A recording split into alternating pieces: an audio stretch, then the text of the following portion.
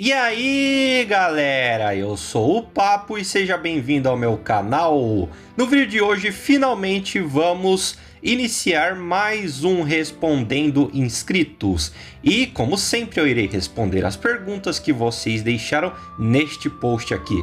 Então, veremos hoje tudo que vocês deixaram e quais serão aí suas perguntas e o que poderei responder aqui neste vídeo de hoje. Mas antes, é claro, não se esqueçam aí de deixar o seu like, inscreva-se no canal e ative o sininho das notificações para não perder nada novo. E se você quiser conversar comigo, bater um papo dimensional, vai na descrição e me chame lá no Discord ou no Instagram. Mas enfim, vamos parar de enrolação aqui no começo e agora vamos para o vídeo!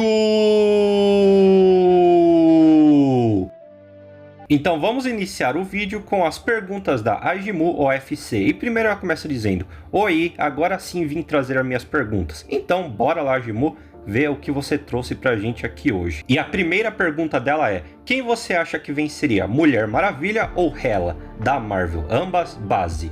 E assim, Ajimu, eu não sei muito sobre a Hela nas HQs. Eu cheguei a ver ela no filme do Thor Ragnarok, mas sobre os feitos e nível de poder dela nas HQs da Marvel, eu não faço ideia.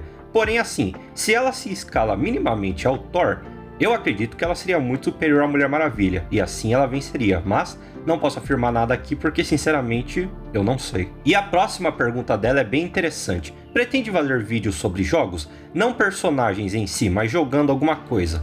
E assim, Ajimu, eu acho bem interessante vídeos de gameplay, mas infelizmente eu não pretendo fazer vídeos de jogos, porque isso vai dividir muito o meu conteúdo.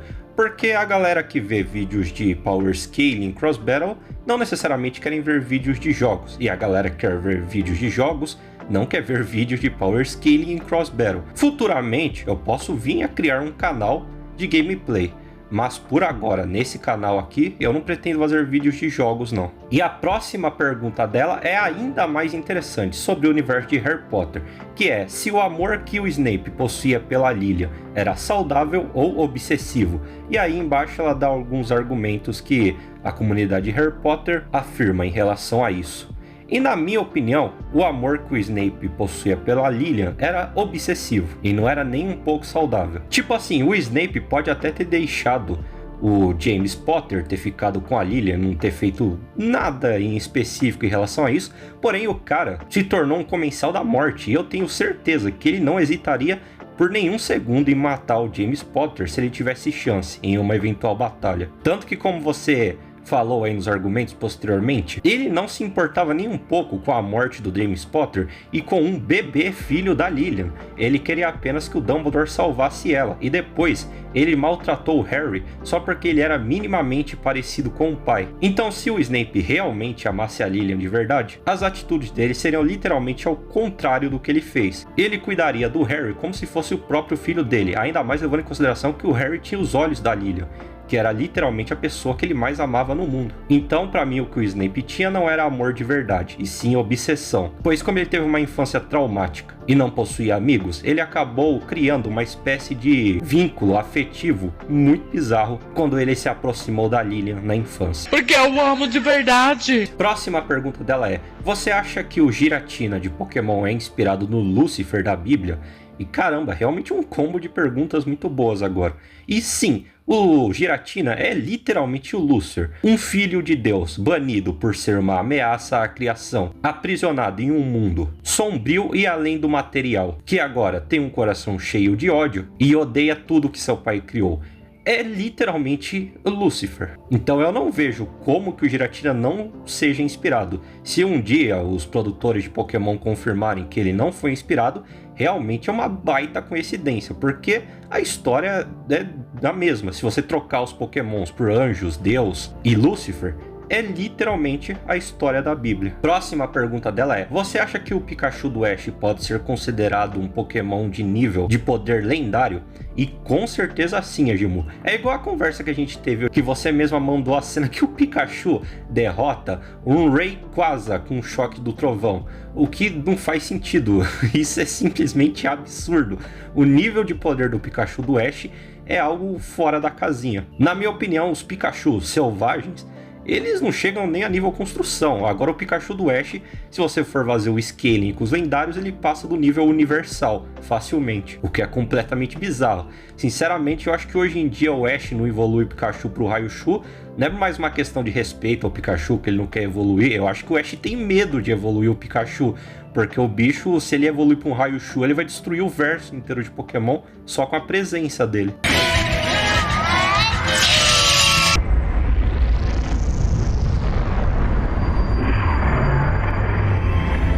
Próxima pergunta dela é: qual das habilidades da Agimu você acha mais legal? E assim, eu tô lendo esse comentário agora, então eu não cheguei a ver você falando aí que eu podia ter perguntado pra você, agora já foi, né? Mas das habilidades que eu conheço, a mais legal é a manipulação do roteiro, né? Barra manipulação da narrativa. A Agimu, como você mesmo já falou algumas vezes, ela é uma roteirista. Ela pode criar infinitas histórias ou alterar infinitas histórias da forma que ela quiser. Então é bem interessante, é bastante versátil essa habilidade, né?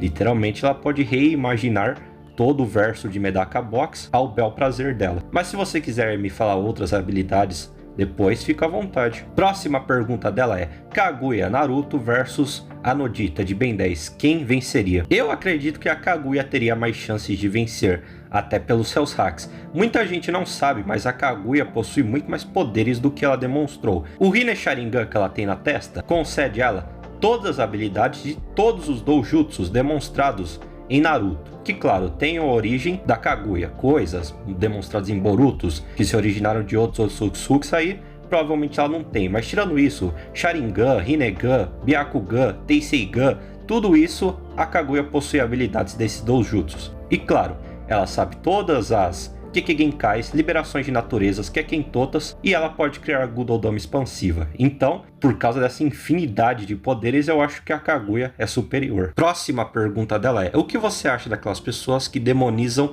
tudo, como jogos e animes? E a minha opinião é o seguinte: essas pessoas são pessoas que estão em uma ignorância, tanto no sentido de não entender como a própria religião delas funciona e verdadeiramente o que é algo demoníaco, e também por não entender as próprias obras que elas estão criticando, já que muitas pessoas que demonizam animes por aí não sabem que muitos animes no final têm uma mensagem de amor, amizade, que muitas vezes é até uma mensagem cristã. Então, a minha opinião é que são pessoas mais velhas, frutos da sua época, que não entendem muito bem como funcionam esses jogos, animes, filmes e tudo mais. Então elas acabam tendo essa interpretação distorcida das coisas. Mas aqui eu vou causar uma grande polêmica, aqui eu vou falar mesmo que muita gente critica cristãos que ficam demonizando tudo que vê pela frente, mas eles são literalmente iguais aos militantes que ficam falando que tudo é racista, machista, taxista, velocista, não sei o que, fóbico. No final, esses dois grupos acabam entrando na mesma categoria de que são pessoas que idealizam algo que não é necessariamente a verdade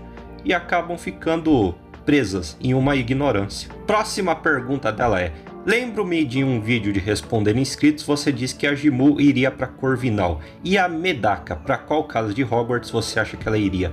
E assim, a Medaka, pelo que eu já vi, ela tem uma personalidade bem padrão, digamos assim, desses protagonistas de shonen, que gosta de lutar, tem vários poderes, quer sempre proteger seus amigos. Então ela iria ou para Lufa-Lufa, pelo fato de sempre tentar ver o melhor para os seus amigos e querer proteger eles a todo custo, ou claro, para Grifinória, por sempre ter a coragem de enfrentar inimigos cada vez mais poderosos, nunca desistir da batalha e sempre tentar superar os seus limites. É isso que eu acho. A próxima pergunta dela é um pouco complexa de eu dizer aqui, como se eu estivesse lendo, já que, como eu já falei em alguns vídeos, eu não consigo ler diretamente a pergunta. Mas basicamente ela diz o seguinte: o que eu acho da ideia de ela criar uma espécie de página ou algo do tipo, para que os fãs da Agimu comentem sobre as quadrilhões de habilidades que ela tem, pois obviamente não é possível explorar todas elas na obra. Então, com isso, os fãs poderiam explicar ou criar o que possivelmente seriam outras habilidades que a Agimu possui. E aí ela até dá um exemplo de algo que o criador de Ben 10 fez, onde as histórias feitas por fãs possivelmente eram coisas que aconteciam nos outros universos do Omniverso de Ben 10. E eu acho essa uma ideia bem interessante, Você aí tem uma comunidade bem grande, né, a Agimu Family. Então, se você criasse alguma coisa aí sobre a Agimu, um site ou algo do tipo, para as pessoas adicionarem poderes que possivelmente ela tem entre os quadrilhões de habilidades dela, eu acredito que daria bem certo. E as pessoas se divertiriam aí com isso. Então, eu acho uma ótima ideia essa. E por último, ela diz aqui: bem, essas foram minhas perguntas. Sou muito sua fã e você sabe bem disso. Sucesso para o seu canal, Papo. E muito obrigado aí, Agimu. Eu sei bem sim, você tá sempre aqui apoiando o canal e já me ajudou bastante. Então eu agradeço por tudo. E vamos lá, né? Sucesso para os nossos canais, na verdade. Tamo junto. E agora vamos com as perguntas do Adriano Félix. Mas primeiro ele diz: salve, Papo, beleza? Dessa vez irei fazer umas perguntas mais tranquilas. E salve aí, Adriano Félix, beleza? Sim, e você, mano? E me dá até medo você dizer que vai fazer umas perguntas mais tranquilas, porque eu não me lembro muitas vezes do que eu respondi nos vídeos anteriores. Então vai saber, né, o que você disse e o que eu respondi. Mas enfim, como dessa vez vai ser mais tranquilo, acho que tá de boa. Mas vamos às suas perguntas. E a primeira pergunta dele é: você acha que as Death Battles estão saindo do controle? Os caras estão pegando até desenhos animados para fazer batalhas agora. E cara, eu nunca fui muito de acompanhar o Death Battle, mas nesse sentido que você está falando no seu comentário, eu não vejo problema nenhum. Na verdade, desenhos animados são bizarramente poderosos. Eu fiz aí um tempo atrás um vídeo sobre o Discordia de My Little Pony, e não só o Discordia, mas se você ver todos os personagens naquele vídeo, dariam um pau em muito personagem de animes, HQs e jogos. Então eu sou super a favor, sim, de utilizarem personagens e desenhos animados em batalhas. Próxima pergunta dele é: qual desses poderes você acha que está mais saturado? Cópia, adaptação reativa ou evolução infinita? E com certeza, cara, é a adaptação reativa. Cópia eu acho que nem tá tão saturado assim. Não tem muitos personagens na ficção, tanto quanto parece, que tem poderes de cópia. O que acontece é que quando tem um, o pessoal exagera muito, falando que ele vence todo mundo, mas na prática mesmo não tem tanta gente assim, então de boa. Agora a adaptação reativa tá se tornando um problema, porque não só tem muitos personagens com esse poder, mas o pessoal inventa que os personagens têm esse poder para tentar argumentar e vencer debate. Tipo assim, o cara fica incoerentemente na obra mais forte que alguém, nunca foi dito em momento algum que ele tem esse hacks, mas aí surge alguém do chão para falar: não, veja bem, isso aí é adaptação reativa. Ele vai entrando em batalhas e se adaptando à luta, sendo que nunca foi dito isso não é dito em momento algum na obra. Então esse poder para mim é o mais saturado daí, porque não só já tem muito personagem que de fato tem esse poder, mas mesmo os que não tem, sempre vai aparecer um para falar que ele tem, para tentar explicar alguma batalha incoerente da obra, ou pegar algo mínimo ali que pode indicar talvez uma possibilidade minúscula que ele tem aquilo, mas o cara já argumenta em luta de cross battle para fazer o personagem vencer que ele tem sim, com certeza, e a dele é a mais apelona que existe.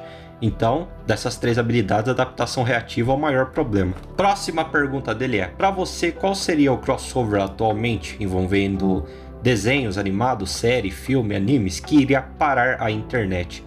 E cara, eu não acompanho muito as coisas atuais que fazem sucesso aí, então dessas eu não sei dizer muito, mas pegando as clássicas que sempre foram famosas e provavelmente sempre vão continuar sendo famosas, com certeza é Marvel e DC. Ali um crossover nos cinemas com certeza é algo que ia deixar todo mundo maluco. Dragon Ball com algum outro anime famoso, e Naruto, One Piece de novo, né, ia parar a internet. Mas uma coisa que eu sempre achei que seria interessante de acontecer, e eu sempre imaginei, é que nos personagens convidados que sempre tem em Mortal Kombat e Injustice, um dia seria bem legal se tivesse os personagens de Dragon Ball e Injustice. Eu sei que isso é quase impossível de acontecer, mas quem sabe, né? Se rolar uma parceria aí, porque o estilo de jogo e os ultimates dos heróis de Injustice combina muito com o estilo de Dragon Ball, deles mandando as pessoas pro espaço, fazendo grandes destruições com os ataques.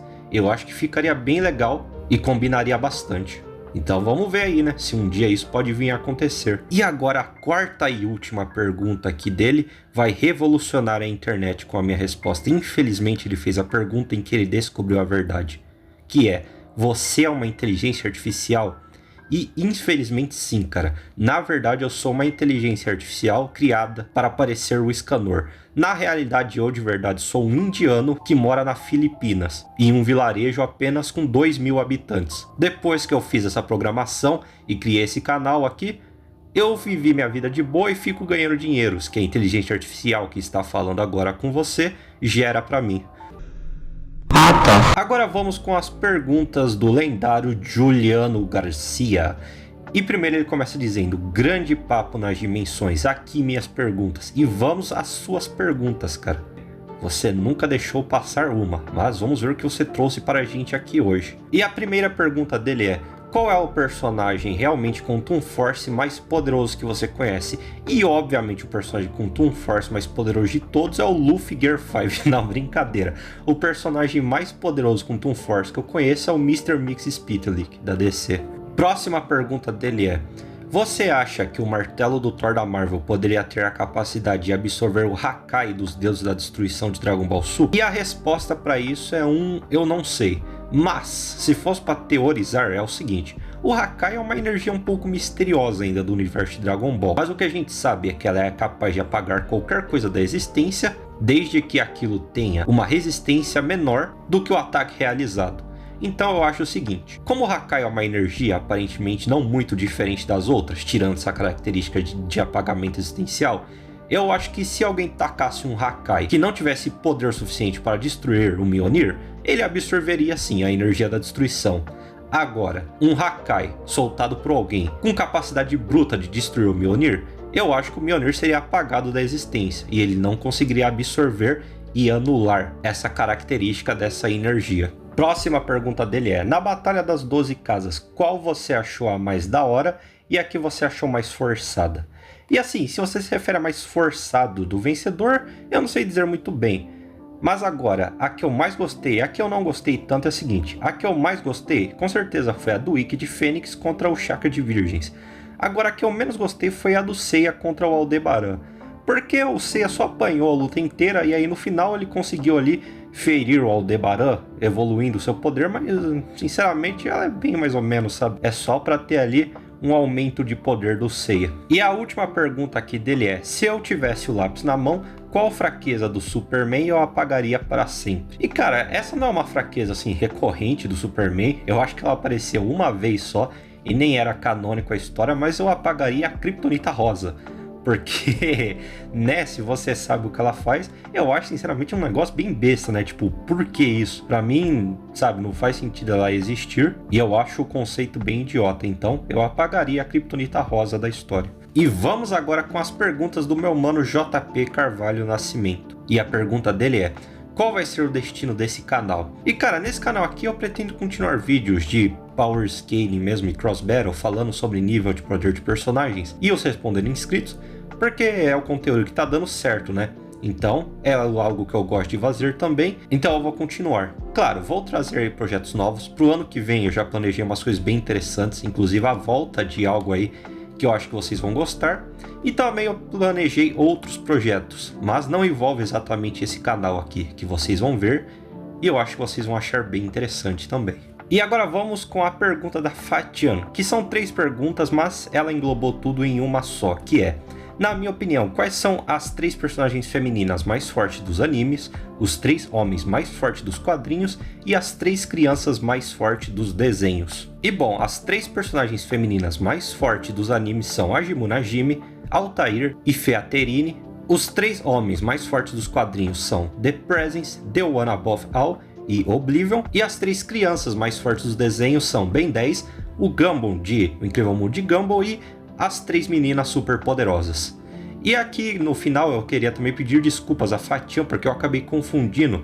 Eu não tinha visto que ela tinha feito essa pergunta no post das perguntas e eu acabei respondendo o comentário dela lá mesmo, o que não faz sentido, né? Inclusive você pode até ver aí que no comentário original eu coloquei o Aang nas crianças mais poderosas dos desenhos, mas depois aí que eu tava fazendo as pesquisas do vídeo do Discordia e pesquisei bastante coisa sobre meninas super poderosas, eu troco o Aang por elas. Agora vamos com a pergunta do random na internet. E a pergunta dele é: por que o Escanor?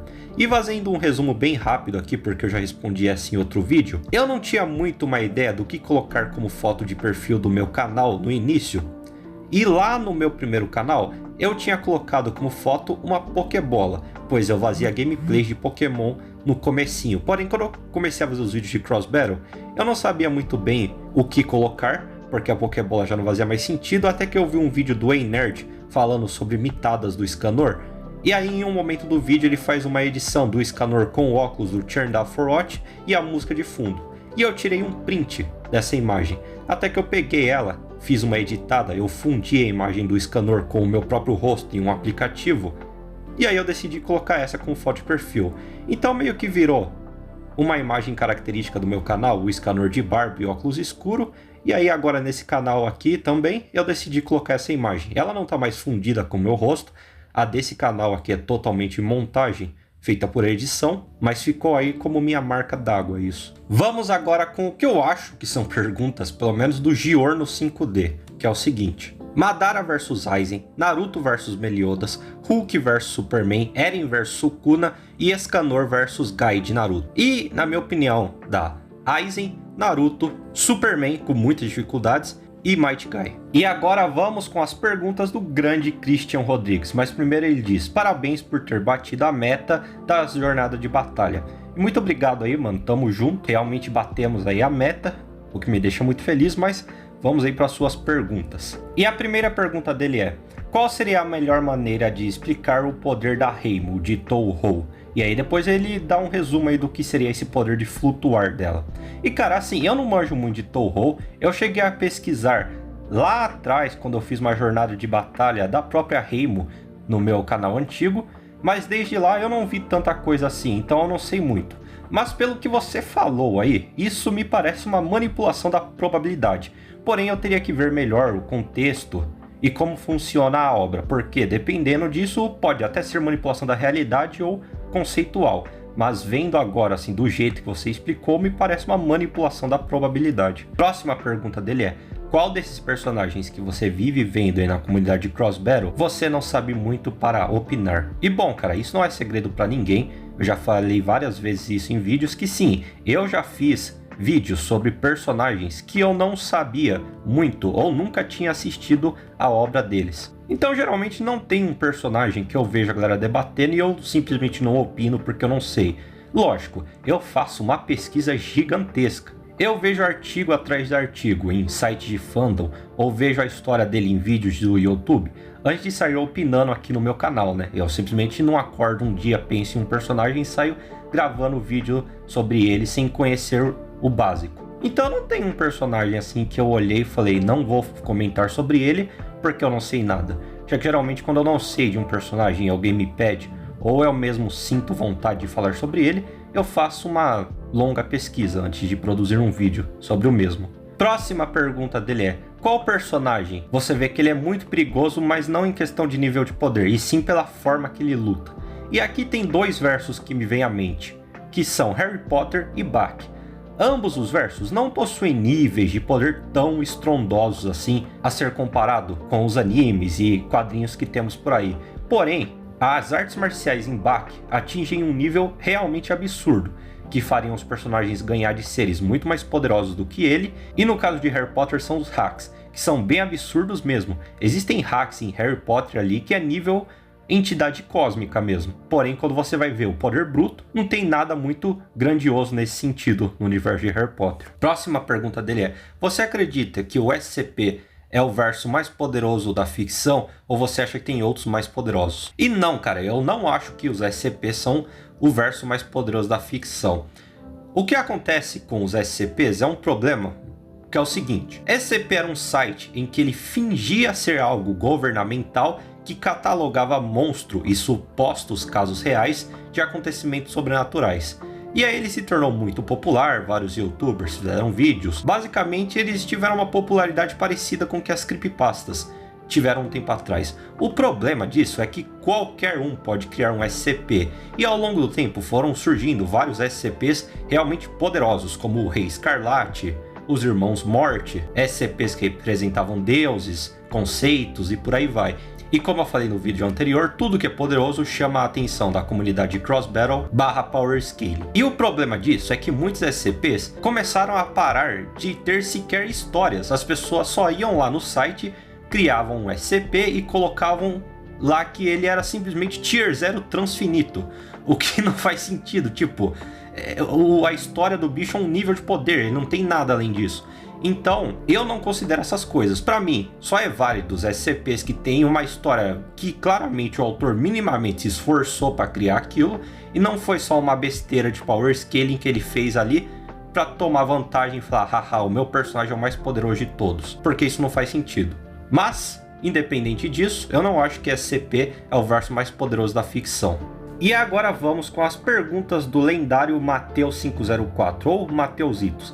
E ele diz: opa, papeadas, tudo bom? Ainda bem que você mandou lá no grupo, senão eu não teria visto o post. E beleza sim, Mateusito, comigo tá tudo tranquilo, mano, e você? E eu percebi mesmo que você deu uma sumida aí, você sempre aparecia nos primeiros respondendo inscritos, mas depois você não comentou mais nada, né? Mas ainda bem que você tá aí de volta e vamos ver o que você trouxe para nós aqui hoje. E a primeira pergunta dele é: qual grupo de heróis ou vilões da DC você acha o mais fraco? E cara, essa é uma boa pergunta. Eu admito que eu não conheço todos os grupos de heróis e vilões, mas eu acredito que o mais fraco seja o Esquadrão, que eu não posso dizer o resto do nome, né? Mas vai estar aparecendo aí na tela. Porque eles são formados basicamente de personagens urbanos e vilões. Então, mesmo o grupo de heróis urbanos tendem a ser mais poderosos que os vilões, já que eles normalmente derrotam esses vilões. Então, um grupo formado exatamente pelos vilões urbanos é o mais fraco, já que os outros grupos de vilões geralmente são vilões bem acima do nível de personagens como Arlequina, Atirador, ou são vilões ultra poderosos, né? Nível ali Superman e por aí vai. Então esse grupo aí, eu acredito que seja o mais fraco, até porque eles são contidos pelo próprio governo, né? Não são nem heróis que contêm eles ou algo do tipo. São seres humanos normais com um armamento pesado. Próxima pergunta dele é: tem algum tipo de what if de Dragon Ball que gostaria de ver? E cara, eu sinceramente queria que aquela história lá, que o Gohan era para ter se tornado o protagonista após a Saga Cell, fosse verdade. Mas eu queria de uma forma um pouco diferente, porque tipo assim, se eu ou alguém fizer um what if hoje em dia, ele vai se basear no que já aconteceu, só que colocando o Gohan na história. O que eu queria ver mesmo é ter alguma forma de voltar no tempo e impedir o Akira de trazer o Goku de volta e ver como de fato seria a história de Dragon Ball a partir dali, se o Gohan fosse o protagonista. Eu não sei se deu para entender muito bem o que eu quis dizer, mas tentando resumir de novo, se você for tentar imaginar o Gohan como protagonista desde a Saga Cell, você vai pegar os elementos que já existem. Só que os elementos que existem hoje em dia são baseados no Goku continuando a ser o protagonista. Então eu queria ver o que teria acontecido de verdade na realidade se o Gohan fosse o protagonista. Eu não sei se deu para entender muito bem o que eu quis dizer, mas basicamente é isso. Próxima pergunta dele é: qual luta de Baki você gostaria que acontecesse? Tem 3 lutas de Baki que eu gostaria que acontecesse. A última, na verdade, é meio que 4, né? Já que são 2 personagens que poderia ter lutado com um. Mas enfim, começando pela primeira luta, uma que provavelmente vai acontecer no final do arco que estamos agora em Baki, é Jack Rama vs Yujiro Rama. Eles chegaram ali até um pequeno confronto no início desse arco do Jack, mas não realmente foi uma luta de fato. Eu quero ver no final desse arco eles tendo uma luta de verdade, igual foi a do Baki contra o Yujiro Rama. Porque o Goldou do Jack é algo bastante mortal. Então se isso causar dano no Yujiro Rama, realmente vai ser um dano significativo, porque o Goldou arranca pedaços do oponente, o que seria bem interessante de ver. Agora, outra luta também seria Oliva Biscuit vs Hanayama. Essa luta seria pura brutalidade. Os dois têm um estilo de luta bem parecido, que é pura força física, então seria bem legal. E a última luta que eu queria que tivesse acontecido, já que hoje em dia o resultado seria bem óbvio, mas na época, apesar do resultado ainda ser óbvio, ela seria mais interessante, é Hanayama ou o Oliva versus o Piccolo, já que na luta do Baki contra o Piccolo, o próprio Baki chegou a dizer que seria interessante de ver uma luta do Piccolo contra o Hanayama ou o Oliva. Então eu concordo com o Baki, realmente seria muito interessante de ver naquela época uma luta entre eles. Próxima pergunta dele é: se fosse para ter uma animação de boa qualidade da Marvel ou da DC, quem você escolheria para ser o protagonista? E eu vou falar das duas, mesmo você tendo a opção de uma ou outra, eu vou falar das duas. Da Marvel, eu queria que tivesse uma animação do Thor, mas do Thor dos quadrinhos, não o Thor dos filmes. O Thor é um personagem muito mais, infinitamente mais interessante e complexo do que ele foi se tornando nos filmes. O Thor do início do universo Marvel é um pouco mais parecido, mas como ficou aí essa besteirada de tudo tem que ser galhofa, comédia e colorido para dar certo, o Thor se tornou algo completamente do que ele é na realidade. Então uma animação mostrando a saga do Ragnarok, por exemplo, o verdadeiro Ragnarok, né, da Marvel, seria bem interessante. Agora da DC, seria bem legal uma animação do Lucifer. Sim, ele mesmo. O Lucifer tem uma história bem legal também, envolvendo essas questões cosmológicas da DC, então ver ali o início de tudo e como toda a história dele se decorreu seria bem legal também, já que o Lucifer tem uma personalidade bem chamativa e diferente. E a próxima pergunta dele é: tirando os Jounins de Naruto, quem você acha que venceria entre os Luas Superiores de Kimetsu no Yaiba e os Chunins e Genins de Naruto clássico? E cara, seria uma batalha realmente bem interessante, mas eu acho que os Luas Superiores venceriam por serem mais rápidos e por terem uma regeneração bem absurda, né? O Muzan principalmente, a regeneração dele é tão rápida que mesmo que você corte ele, no momento que a lâmina passar pelo corpo dele, vai parecer que você simplesmente atravessou, porque o corpo dele vai se regenerar antes mesmo que você tire um pedaço ou faça algum dano real nele. Então, com essa grande regeneração e uma velocidade superior no nível ali de raios, eu acho que os Luas teriam vantagem sobre os Chunins e Genins. E a última pergunta dele é: tu é time Hanayama ou time Jack? E eu lhe respondo o seguinte, cara, só um desses dois ficou em pé e praticamente morrendo sangrando, enquanto o outro, apesar de ter caído, ele simplesmente levantou plantando bananeira e depois falou para que a equipe de policiais cuidasse do outro que estava em pé, sangrando e quase morrendo. Então, por essa aí, acho que já dá para entender qual que é o meu time, se é Hanayama ou se é Jack Rama. E agora vamos com as perguntas do lendário Monster Vegeta. Olha só, hein? Só os mitos aparecendo aqui hoje. E primeiro ele começa dizendo: parabéns, meu amigo. E a pergunta dele é: o que você espera daqui pra frente para o futuro de Dragon Ball Super? Já que agora a arte está na mão do Toyotaro e o roteiro está na mão da Shueisha. E cara, eu não espero muita coisa não. Sinceramente eu tô tentando manter as expectativas bem baixas, porque ou pode vir algo realmente muito bom, ou algo realmente ruim. Muitas pessoas estão falando aí, e desesperadas, mas por um tempo ainda, o roteiro vai ser do Akira Toriyama, porque eu tenho certeza que ele deixou algumas coisas escritas para o futuro do Super antes de ter morrido. Pelo menos ideias. Então vai demorar um tempinho ainda para que as coisas, a partir de um certo ponto, seja completamente ideia de outras pessoas e não do Akira. Mas eu de verdade torço para que seja muito bom e que faça jus à franquia de Dragon Ball. Próxima pergunta dele é: você concorda com a polêmica opinião do Toyotaro que na visão dele tudo em Dragon Ball é canônico, ou você vai mais na ideia do Akira, que só o mangá original é canônico e o resto é apenas coisas para se divertir? E cara, eu obviamente concordo que apenas o mangá original é canônico. Muita gente pega essa fala do Toyotaro para falar que tudo é canônico, principalmente essa comunidade aqui do Power Scaling, né? Para tentar upar Dragon Ball, só que muita gente entendeu errado o que o Toyotaro disse. Já começa aqui no Japão especificamente, as pessoas têm uma ideia muito diferente do que é canônico ou não canônico. Tudo que envolve a franquia é canônico para elas, e elas consideram como parte da história. Porém, não necessariamente aquilo se escala à história e faz parte da linha original.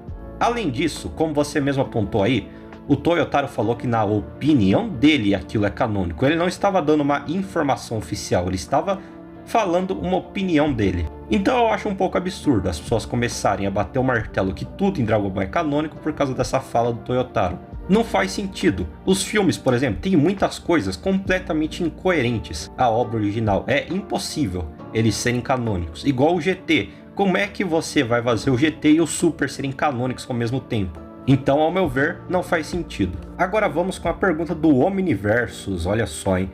E a pergunta dele é: por que você acha que o Super Saiyajin Full Power não é mais forte que o Super Saiyajin Daisa Dankai, se eu já te mostrei várias vezes que a história só faz sentido se o multiplicador do Super Saiyajin Full Power for de 500 vezes? E cara, você até quase me convenceu disso, até eu ver uma cena em Dragon Ball Super, que é no Torneio do Poder, na primeira luta do Goku contra a Caulifla, que deixa bem claro que o Super Saiyajin Daisa Dankai é mais forte sim do que o Super Saiyajin 2. Olha a cena aí. Espera um pouco aí. Eu vou te mostrar uma transformação incrível. Se prepara pra ficar com medo. E aí, que tal? Tá tremendo na base? Aê, agora sim ficou mais interessante. Por que eu não te acertei? A resposta é simples. Você trocou a agilidade pela força. Mas que porcaria. Se prepara. E tem mais uma coisa. Lamento informar, mas essa formação não é boa para lutas muito longas. Eu sugiro que você não use essa transformação por enquanto. A forma certa que você tem que procurar usar para esse exato momento é esta! É explícito que o próprio Goku aponta que o Super Saiyajin Daisan Nankai é muito poderoso, só que ele deixa os movimentos do guerreiro lento. Além do Goku dizer isso, a própria Caulifla tem mais confiança em enfrentar ele com o Super Saiyajin Daisan Nankai, sem ter percebido esse erro, do que com o Super Saiyajin 2, que ela já tinha. E ela é obrigada a usar após o Goku demonstrar para ela que o Super Saiyajin Daisan Nankai, apesar de poderoso, não serviria muito naquela luta. Então, por essa cena do Super, novamente é reforçado que o Super Saiyajin Daisan Nankai é mais forte do que as formas convencionais Super Saiyajin, porém ele é inútil em batalha. Mas aí vamos ver, né, se você tem alguma explicação para isso. E a última pergunta aqui do vídeo é a do Zoro Sola. E a pergunta dele é: você acha que o Giorno é o mais forte de Jojo? Considerando apenas o anime, não quero saber de parte 7 ou 8. Calma, cara, que isso? Eu nem disse que ia falar de parte 7 ou 8, mas enfim. Cara, a resposta é que provavelmente sim. Eu parei de acompanhar um certo tempo Jojo, então eu não lembro se o Love Train do Valentine é antes da parte 7 e 8. Se for, ele é mais poderoso que o Giorno. Mas se não, aí sim, dá pra dizer que o Giorno é o personagem mais poderoso sim do que apareceu até agora no anime. Mas, bom galera, o vídeo de hoje foi esse, eu espero que vocês tenham gostado. E caras, eu estou cansado, hein? Eu acho que esse aqui foi o vídeo que eu mais demorei para gravar. Eu comecei a gravar ele, era de dia e aqui já é noite. Claro que o vídeo original não vai ter esse tempo colossal que está aqui com mais de 1 hora, mas realmente demorou bastante. Porém, valeu a pena, foi realmente muito legal aí responder as perguntas de vocês.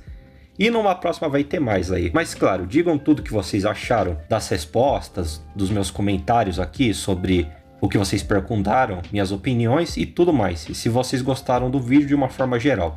Mas se você gostou desse vídeo, não esqueça de deixar o seu like, inscreva-se no canal, ative o sininho das notificações para você não perder nenhum vídeo novo. Nós temos diversos vídeos como respondendo inscritos, listas, jornada de batalha, entre muitas outras coisas. Compartilhe esse vídeo com seus amigos e com todo mundo que você conhece. Vamos chegar aí aos 500 ou até 1000 inscritos antes do final do ano. Se você quiser conversar comigo, bater um papo dimensional, vai na descrição e me chame lá no Discord ou no Instagram. Então é isso, até a próxima e tchau!